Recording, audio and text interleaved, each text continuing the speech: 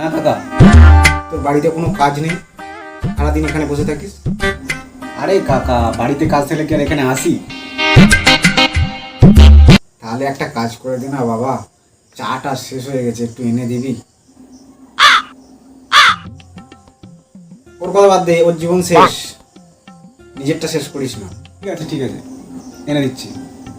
কাকা চা এনে দিয়েছি। এ বলছি বাবা শোন না, চা তো এনে দিলে, আমি ভুলেই গেছিলাম বাবা, চিনিটা শেষ হয়ে গেছে, এনে দে না বাবা।